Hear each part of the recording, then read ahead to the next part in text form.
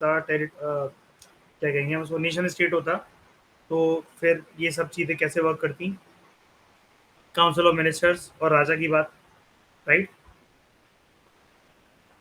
जी sir. चलो आगे पढ़ें।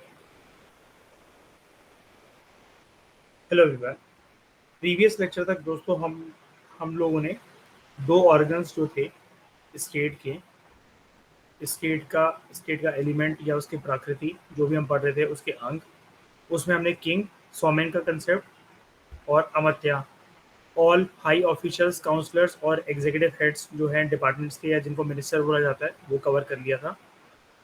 अब हम बात करते हैं जनपद, टेरिटरी या पॉपुलेशन को बोला जाता है जनपद।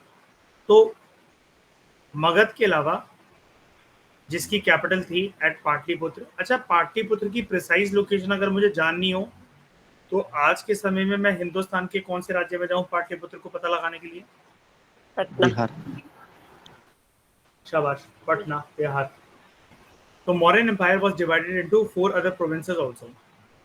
आपको पता ना मेन कैपिटल बेस में मयूर अशोक ने जो बनाई थी वो पाटलिपुत्र थी। इसके अलावा और भी जगह पर इंपॉर्टेंट लोकेशंस पर, जो कि आप कह सकते हो एक नाम बोल सकते हैं ना हम लोग इसमें, स्ट्रैटेजिक लोकेशंस, है ना श्रेया?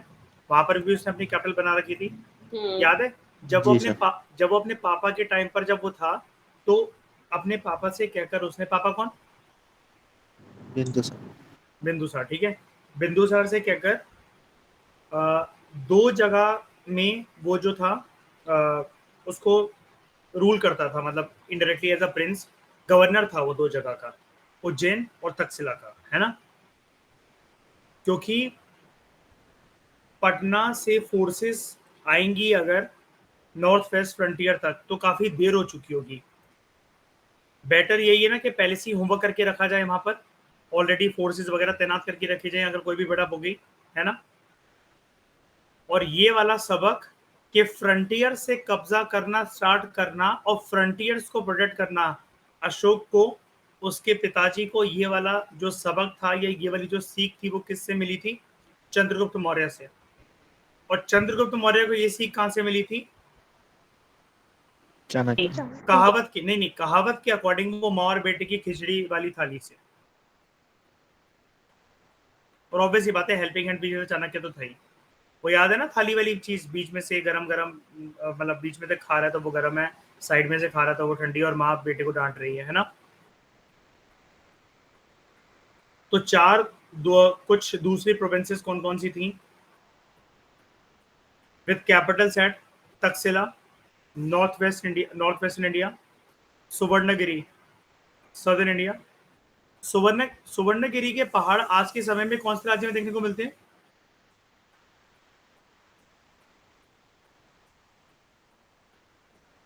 कम ऑन यार, सुवर्णगिरी नहीं पता तुम लोगों को? तमिलनाडु। तमिलनाडु। अब इसमें जो गलत हुए तो टाइगर रिजर्व देखा था सर वही।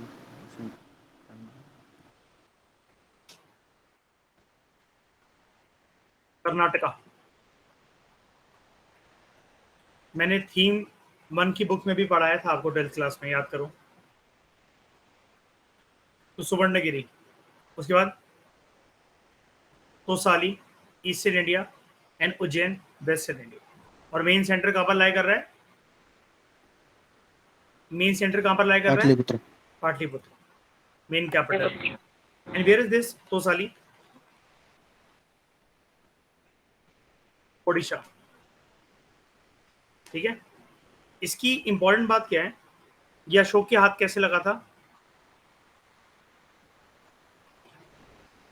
It was the capital of the eastern province of the Kalinga kingdom. धीरे धीरे करते करते, देखो, जो कलिंग युद्ध हुआ था वो तो एक प्रॉपर वॉर था, लेकिन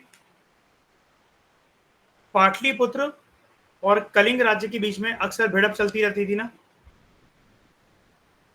फाइनली वो अपने एपेक्स पॉइंट पर पहुंचती है ना, in the form of Kalinga war, है ना? ठीक है। अच्छा, कलिंग के ऊपर क्यों कब्जा करना चाहता था अशोक? हाँ सर। सिंपल सा रीजन, वो उसका एक हेल्पिंग हैंड बनेगा, उसके मकसद को और बड़ा करने के लिए, कौन सा मकसद? चक्रवर्ती सम्राट बनने का, है ना। तो अशोक के टाइम पर the 5th province of Kalinga was added, जैसा कि अभी मैंने आपको गूगल से दिखाया। It was a eastern, Tosali की बात पहले, it was the capital of the eastern province of the Kalinga kingdom. लेकिन जब कलिंग को प्रॉपर तरीके से उसने कब्जा कर लिया तो it was added as the 5th province. तो कैपिटल कहां पर है मौर्यन एम्पायर की? पाटलिपुत्र। नहीं, पहले मौर्यन एम्पायर की कैपिटल कौन सी जगह पर है? मगध। मगध। मगध की कैपिटल क्या है? पाटलिपुत्र। ठीक है। उसके बाद 4 इंपॉर्टेंट प्रोविंसेस कौन से? तक्षशिला, हाँ, और सुवर्ण। 4 और दूसरी कैपिटल्स हैं। तक्षशिला, ये कौन सी जगह को प्रोटेक्ट करेगा? नॉर्थ वेस्टर्न इंडिया को। North western. उसके बाद southern India Suvarnagiri, eastern India Tosali, western India Ujjain. Eastern India में एक और जगह तोसाली के पास ही थोड़ा सा और आगे बढ़ जाओ उसके, तो 5th प्रोविंस कलिंग। हर एक प्रोविंशियल एडमिनिस्ट्रेशन का हेड कौन था? अलग अलग ये जो प्रोविंसेस हैं, वाइसरॉय। अपने पिताजी के टाइम पर अशोक भी ऐसे ही था ना, वाइसरॉय, उज्जैन और तक्षशिला का। वाइसरॉय को इंचार्ज बनाया जाएगा of law and order and collection of taxes for the centre. He was generally a prince from the royal family. ऐसे नहीं कि किसी को भी उठा के वाइसरॉय बना दिया जाएगा, वो या तो कुमार होना चाहिए, Aryaputra. And he was to be assisted by Mahamatta and a council of ministers. Mahamatta का मतलब ही काउंसिल ऑफ मिनिस्टर्स होता है। जब आगे चलकर इसने यहाँ पर प्रीफिक्स ऐड करा धम्म महामत्ता, तो वो कौन से काउंसिल ऑफ मिनिस्टर्स, जो कि अशोका के राइट हैंड होंगे, लेफ्ट हैंड होंगे, लेकिन अब अशोका की कौन सी पॉलिसी को प्रोपोगेट करेंगे? धम्म की पॉलिसी। धम्म की पॉलिसी को। Buddhist Dhamma. So besides imperial provinces, there were a number of territories that enjoyed some measure of autonomy. उत्तर पथ कैपिटल तक्षशिला, दक्षिण पथ सुवर्णगिरी, ईस्टर्न इंडिया तोसाली, अवंती रथ उज्जैन, कलिंग, तसाली या फिर धौली।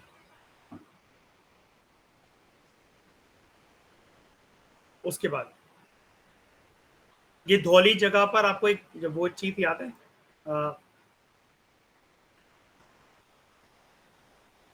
हाथी गुफा इंस्क्रिप्शन पता है?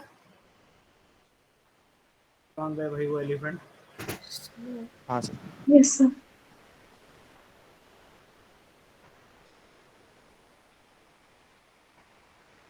They were also kind of rock cut architecture ना, caves। जी सर। पढ़ाया था 6th क्लास में मैंने, तमिलनाडु में भी, एनसीईआरटी में भी।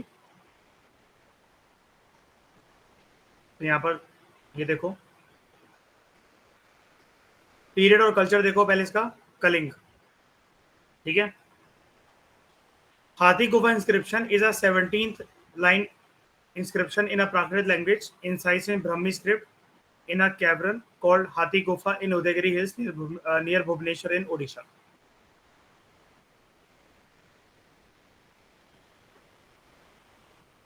उसके बाद प्रोविंसेस और छोटे छोटे इलाकों में डिवाइडेड होते थे, known as divisions, and these divisions were headed by प्रादेशिकास। प्रादेशिका के पास कोई एडवाइजरी काउंसिल नहीं होता था। इनको डिविजन्स को अच्छी तरीके से खुद ही रूल करना है, खुद ही एडमिनिस्टर करना है, खुद ही मैनेज करना है। Divisions were divided into districts under officials called Rajukas, derived from rajju meaning rope, probably referring to the measurement of land using ropes। कि इनकी जो पोस्ट बनाई गई थी, तो हर एक डिस्ट्रिक्ट को, हर एक प्रोविंस को कितने डिस्ट्रिक्ट में बांटा जाएगा, कितनी डिस्ट्रिक्ट बनेगी, तो वो मेजर करी जाती थी। तो उसके लिए एक राजू का यहाँ, एक राजू का यहाँ, एक राजू का यहाँ। तो he was assisted by Yukta या फिर clerk in accounting, secretarial and other miscellaneous works. जो डिस्ट्रिक्ट थे they were in turn divided into groups of 5 और 10 विलेजेस, यानी कि 5 या 10 गांव मिलाकर एक डिस्ट्रिक्ट बनती थी, है ना, हेडेड बाय स्थानिका, जो कि क्या कलेक्ट करते थे, taxes, and they were assisted by gopa who maintain proper records and accounts. Lowest administrative unit was village and it was headed by ग्रामीणी या फिर ग्रामिका, यानी कि गांव में काइंड ऑफ जो सरपंच होंगे वो मेल या फीमेल दोनों हो सकते हैं ना, एंड उनके पास एक कंसल्टेटिव बॉडी भी होगी, ग्राम वृद्धास, विलेज एल्डर्स। तो मॉडर्न एडमिनिस्ट्रेशन पूरी की पूरी तरीके से आपको काफी ज्यादा बढ़िया तरीके से दिखा होगा कि स्ट्रक्चरली सेंट्रल लेवल से लेकर कैसे ग्रास रूट लेवल तक हर एक जगह पर प्रॉपर तरीके से उसको ऑर्गेनाइज करा गया है in the nature of a pyramid with ग्रामिनी at the bottom and king at the top. अब यहां पर हिस्टोरियंस को एक बात की कंफ्यूजन है, क्या अशोक ने ऐसा सिर्फ ये प्रोमिनेंट कैपिटल्स में या फिर मगध में या पाटलिपुत्र के साथ ही ऐसा करा, या फिर पूरे देश में, चक्रवर्ती सम्राट था ना, कि पूरे देश में ही इनका ये एडमिनिस्ट्रेटिव सिस्टम ऐसा होता था। It is not sure whether the entire Indian subcontinent had similar type of administration. So it seems that while central province of Magad was under state supervision of a king, जो दूर दराज के जो इलाके थे they might have witnessed very degree of administrative control.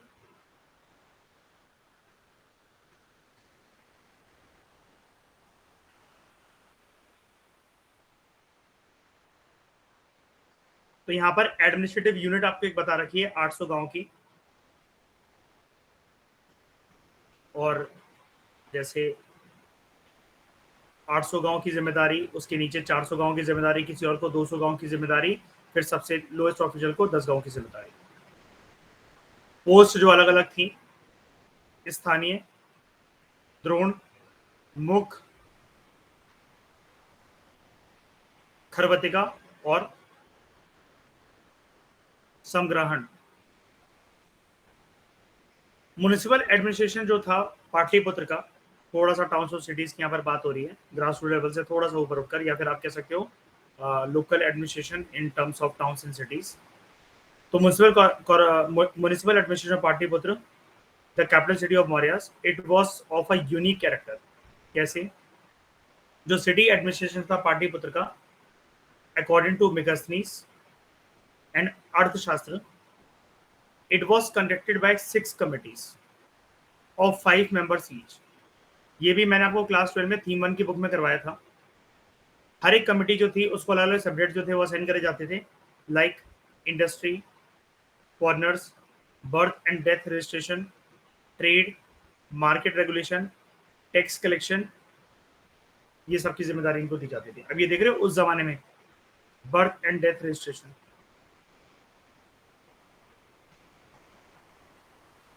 तो committee कौन कौन सी थी ये और क्या क्या इनके फंक्शन होते थे, डिटेल में जानते हैं जरा।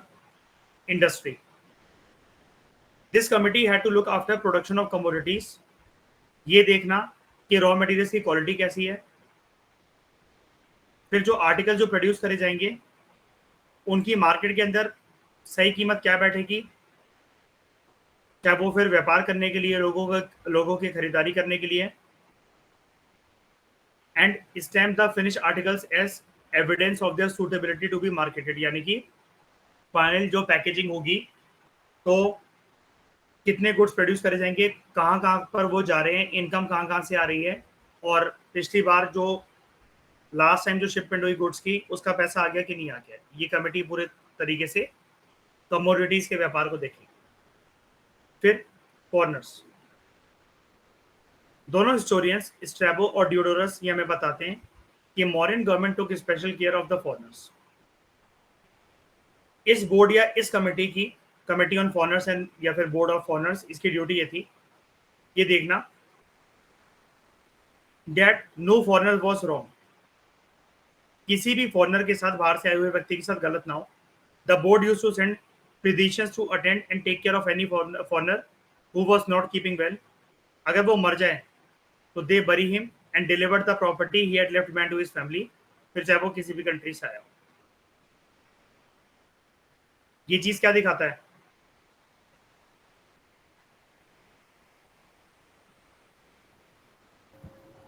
Responsibility in terms of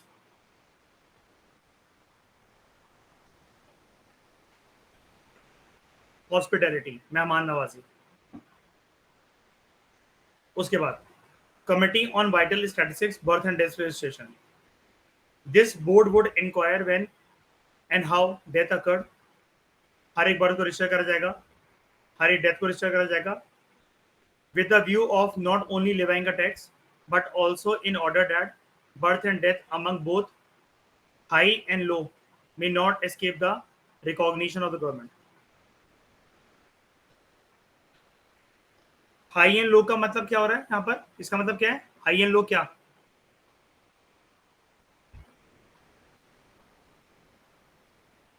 high and low किसको कहा गया यहाँ पर?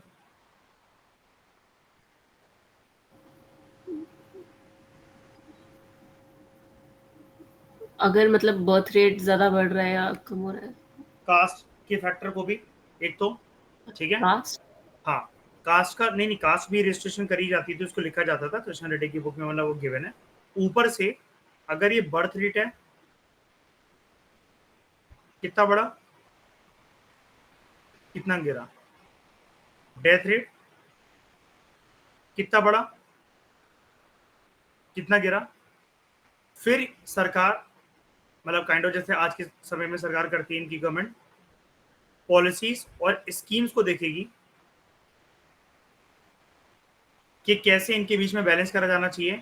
कोई अकाल वगैरह तो नहीं आ गया उसकी वजह से डेथ रेट एकदम से तो शूट कर गया, ये बैलेंस कैसे करा जाए। जब रजिस्ट्रेशन करवाई जाती थी ना तो पर्सन की कास्ट पूछ ली जाती थी, ये तो बट ऑब्वियस ही बात है ना कि सरनेम वगैरह, ये जो बच्चे का नाम है, मतलब तो वो यानी कि ये नहीं था कि कास्ट पूछनी है, आप नहीं बता तो चलेगा, लेकिन वो ऑफिशियल्स को जब आप वो बता रहे हो तो इसके अंदर कास्ट का एलिमेंट भी था, ठीक है।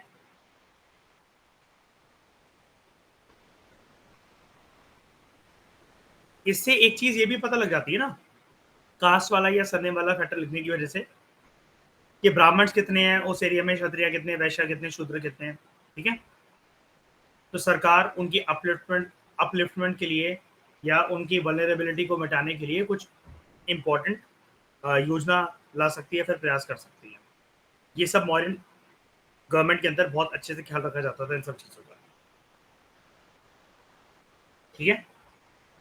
तो दिक्कत यहाँ पर तीसरी कमेटी में, चौथी trade, commerce and market regulation. It kept watch over weights and measures and made sure that जो कमोडिटीज हैं they were sold out before their quality deteriorated. यानी कि उनकी एक तरीके से एक तय सीमा से ज्यादा उनकी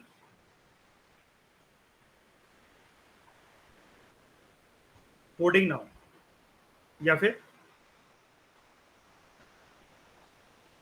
स्टॉकिंग ना हो। तो it also insured that seasonal products were sold by public notice and no one was allowed to deal in more than one commodity. लेकिन अगर एक से ज्यादा कमोडिटी में अगर किसी को डील करना, खरीदने बेचने के लिए, यहाँ पर कोई मतलब गलत मत समझ जाना कि आप एक ही कमोडिटी खरीद सकते हो, यहाँ पर व्यापारियों की बात हो रही है, उनके पर्सपेक्टिव से बोला जा रहा है। अगर आपको ऐसा करना है पब्लिक नोटिस लगाने के बाद कि इस सीजन में या फिर इस डेट को बाजार लगेगा और ये सामान जो है वो आएगा, अगर आपको एक कमोडिटी से ज़्यादा खरीदना बेचना करना है तो वन को do so bye paying double और 3 times the tax according to the number of commodities dealt with. तो कौटिल्य ने ये भी सजेस्ट करा था that the dues realized in the form of grain should be kept as a buffer stock to be used in times of food shortage. कि जब किसी को मतलब पैसे देने थे या कोई सा भी अपना ऋण जो है वो चुकाना था और पर्सन अगर ग्रेन्स की फॉर्म में चुका रहे तो उन ग्रेन्स को सरकार जो है वो उनकी स्टॉकिंग कर ले, होर्डिंग कर ले, बफर स्टॉक मेंटेन करके रख सके, और जब किसी भी प्रकार का फेमीन होगा या फूड शॉर्टेज होगी या ड्रॉट जैसी सिचुएशन होगी, वहां पर यूज करा जा सकता है ऐसा अनाज, उसको वेस्ट ना करा जाए अगर जरूरत नहीं है तो। हाँ, क्या पूछ रहे हो? पब्लिक नोटिस मतलब ऐसे कि जैसे अब यार सीजनल कोई प्रोडक्ट्स हैं, जैसे या फ्रूट्स या वेजिटेबल्स जो हैं वो अब रेडी हो गए हैं, ठीक है, या कोई सी भी चीज़ मान लो, पापड़ है, अचार है, कोई भी ऐसी चीज़ है मतलब जो एक सीजन के बाद जाकर खराब हो जानी है उसमें। पब्लिक नोटिस मतलब क्या, जगह जगह पर जाकर जनता को बता दिया जाएगा कि कल शनि बाजार लगेगा, मंगल बाजार लगेगा, बुध बाजार लगेगा, या फिर इस महीने के 14 से लेकर 21 तारीख तक ये गल्ला मंडी लगेगी, इसमें आकर ये आप सामान ये पूरा का पूरा खरीद सकते हो। जो व्यापारी हैं उनके लिए कंडीशन है कि भाई तुम एक प्रोडक्ट की एक ही दुकान लगा सकते हो, अपनी दुकान पे एक से ज्यादा आइटम रखना है तो दो या 3 टाइम गुना ज्यादा टैक्स तुम्हें देना पड़ेगा, डिपेंडिंग ऑन कितनी कमोडिटीज तुम रख रहे हो। समझ गए?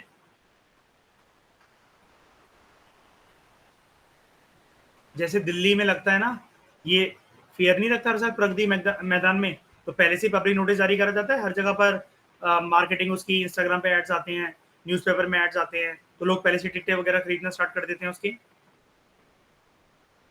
ये चीज़ है। कहीं पर मेला लगने वाला होता है, जैसे हर एक साल एक रिक्विजिट अमाउंट ऑफ टाइम के लिए ही ग्वालियर में मेला लगता है, इंदौर में मेला लगता है।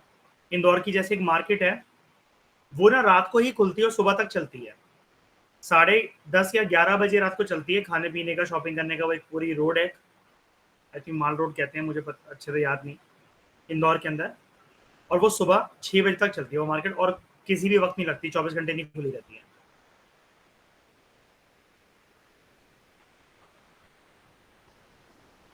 Manufactured articles. The fifth board supervised that public notice was given for the sale of manufactured articles. यही वाला काम जो फोर्थ जो कमेटी है ना, trade commerce and market regulation, उसी से डिराइव हुआ एक और काम होगा मैन्युफैक्चर्ड आर्टिकल्स का। फिफ्थ बोर्ड जो है ये वाला मैन्युफैक्चर्ड आर्टिकल्स वाला बोर्ड या committee, it will supervise that public notice दिया गया था कि नहीं दिया गया था जो भी गुड्स जो मैन्युफैक्चर हुए उनकी सेल के लिए।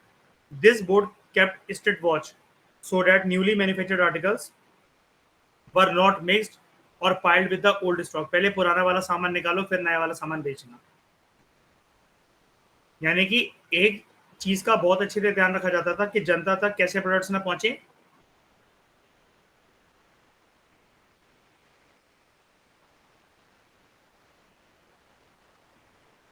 एक्सपायर्ड प्रोडक्ट्स, खराब प्रोडक्ट्स।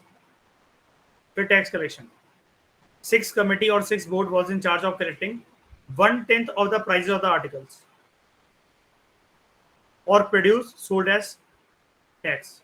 जो भी चीज बेची गई, कितना मुनाफा दुकानदार को हुआ, उसका कुछ पोर्शन टैक्स के तौर पर ले लिया जाएगा, या फिर आर्टिकल्स का जो भी प्राइस है उसका 1/10 पार्ट जो है वो टैक्स के फॉर्म में जाएगा। Any fraud in payment of this tax was punishable with death penalty. कि नहीं जी 500 तो आइटम बिके ही नहीं, बेच डाले 500 आइटम दुकानदार ने, और टैक्स ऑफिशियल को बोल रहा है कि नहीं यार 480 बिके थे, 20 का मुनाफा खुद रखने का सोच रहा है। अगर कल को पकड़ा गया और कमेटी जो बैठेगी अगर उसने पता लगा लिया, सीधा मौत की सजा है। मतलब दहशत इतनी कि कोई टैक्स की चोरी ना कर सके।